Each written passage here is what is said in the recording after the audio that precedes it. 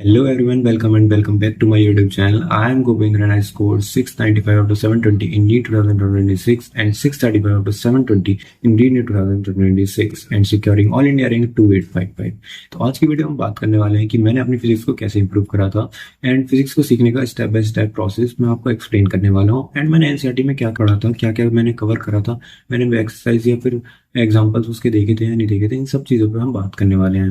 देखो, question practice तो हर कोई करता है बट मेरे साथ भी यही प्रॉब्लम आई थी एंड मोस्टली बच्चों के साथ यही प्रॉब्लम आती है कि स्टार्टिंग में फिजिक्स के क्वेश्चन घर पर तो बन जाते हैं लेकिन एग्जाम टाइम में हम उतना अच्छा परफॉर्म नहीं कर पाते हैं एंड इसलिए फिजिक्स को एक रैंक डिसाइडिंग सब्जेक्ट बोला जाता है क्योंकि फिजिक्स जिसकी जितनी अच्छी होगी उतनी अच्छी उसकी रैंक आने की पॉसिबिलिटी है। तो देखो यार, फिजिक्स एक टाइम टेकिंग सब्जेक्ट है एंड स्टार्टिंग में सभी को प्रॉब्लम आती है, मुझे भी आई थी एंड फिजिक्स को आपको टाइम देना ही पड़ेगा, इसका कोई दूसरा रास्ता है नहीं। फिजिक्स ऐसा सब्जेक्ट नहीं है कि आप एक दिन पहले पढ़ के एग्जाम से स्कोर कर लाएं। तो आपको क्या करना है, आपको सबसे पहले किसी भी अच्छे टीचर के लेक्चर लेने होते हैं एंड नोट्स बनाने होते हैं एंड नोट्स को ज्यादा डेकोरेट करने की जरूरत नहीं है क्योंकि केवल वो आपको यूज करने हैं। जो बच्चे ऑनलाइन लेक्चर लेते हैं वो ट्राई करें कि रिकॉर्डेड फॉर्म में ले एंड स्पीड को इंक्रीज करके देखें ताकि उनका टाइम सेव हो। तो लेक्चर देखने के बाद आपको एक बार नोट से गो थ्रू होना है एंड जो क्वेश्चन सर ने कराए हैं उनको एक बार खुद ट्राई करना है एंड बिना देखे ट्राई करना है। ये नहीं कि सोल्यूशन लिखा है एंड आप भी वहीं करे जा रहे हो और सोल्यूशन में लिखा नहीं। आपको क्या करना है, ऐसे कॉपी रख के आपको उसके ऊपर क्वेश्चन को देख के फिर सोल्यूशन लिखना है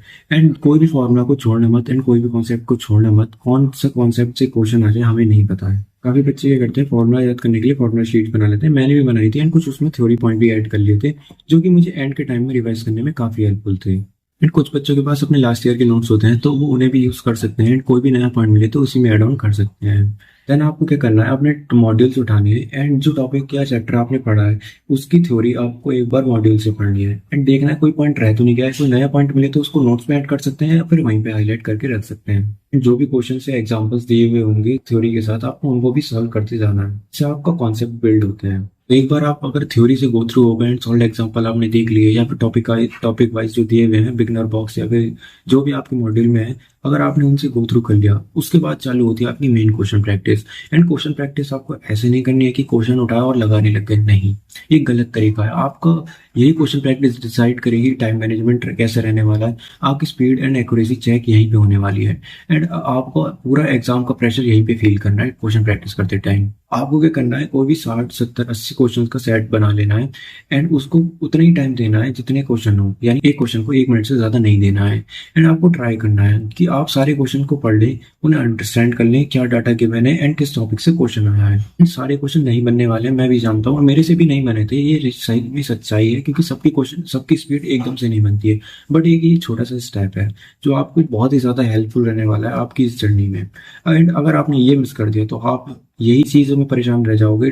पेपर में टाइम मैनेज कैसे करें, स्पीड कैसे बनाएं, एक्यूरेसी कैसे बनाएं।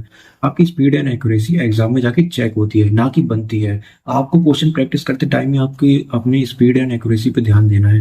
ये पेपर में कोई जादू नहीं होने वाला है, जैसे आप क्वेश्चन प्रैक्टिस करेंगे सेम आपको कंडीशन वहीं पे मिलने वाली है। आपको एक क्वेश्चन में 1 मिनट से ज्यादा नहीं मिलने वाला है। आपको पता होना चाहिए कि मुझे कौन सा क्वेश्चन कब स्किप करना है। कुछ बच्चे ऐसी गलती करते हैं कि वो 90 क्वेश्चन का टाइम लगाएंगे एंड 45 मिनट करेंगे एंड 45 मिनट के बाद 5 मिनट या 10 मिनट का ब्रेक, फिर 45 कर रहे हैं। आपको ऐसा नहीं करना है क्योंकि पेपर में आपको कोई भी ब्रेक नहीं मिलने वाला है, वो एकदम आपको 3 घंटे एक साथ ही बिताने पड़ते हैं। तो इसलिए आपको यहाँ पर भी क्वेश्चन प्रैक्टिस ऐसी करनी है। आपको 90 मिनट का टाइमर है तो 90 मिनट आपको बैठना है एंड 90 के 90 क्वेश्चन को अटेम्प्ट करना है एंड जो क्वेश्चन फर्स्ट टाइम में अटेम्प्ट ना हो तो उनको सर्कल कर लेना है एंड स्टार्टिंग में जहाँ पर आपने क्वेश्चन प्रैक्टिस स्टार्ट करी थी, क्वेश्चन नंबर 1 है या फिर आपको सेक्शन है जो भी है, आपको वहीं पे लिख लेना है कि आपने टाइम इतना लिया और इतने क्वेश्चंस आपके अनअटेम्प्ट रहेगा या फिर आपने उसमें सिली मिस्टेक कर दी है।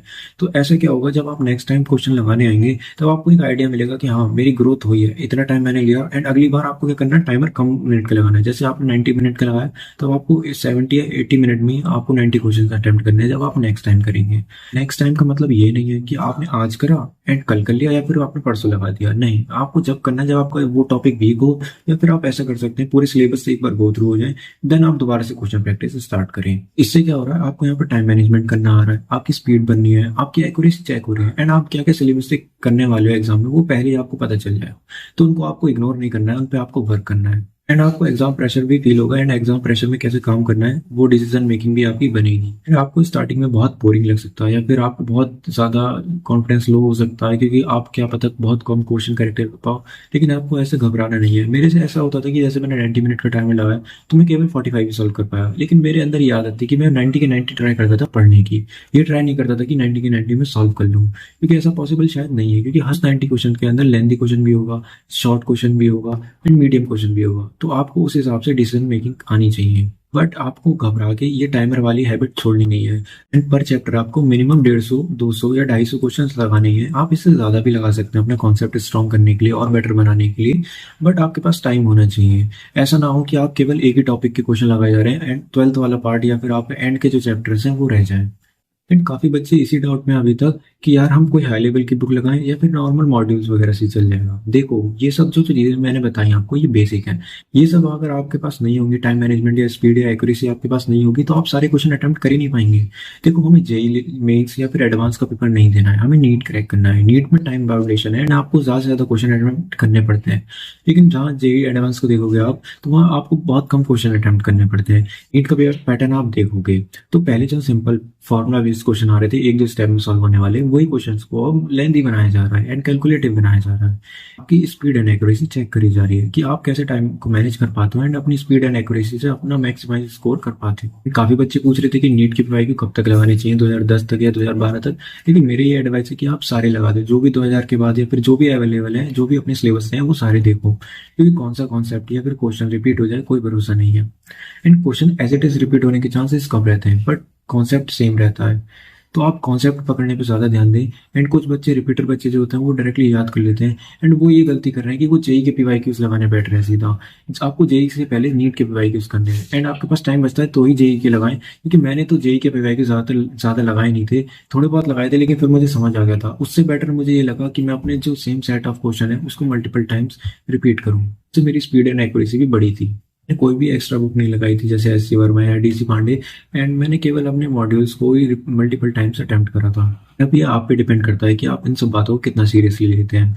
एंड जर्नी आपकी ये चीज़ें आपको ही करनी है, कोई आपको साथ देने वाला नहीं है। आपको बस अपनी कंसिस्टेंसी एंड मोमेंटम ब्रेक नहीं होने देना है।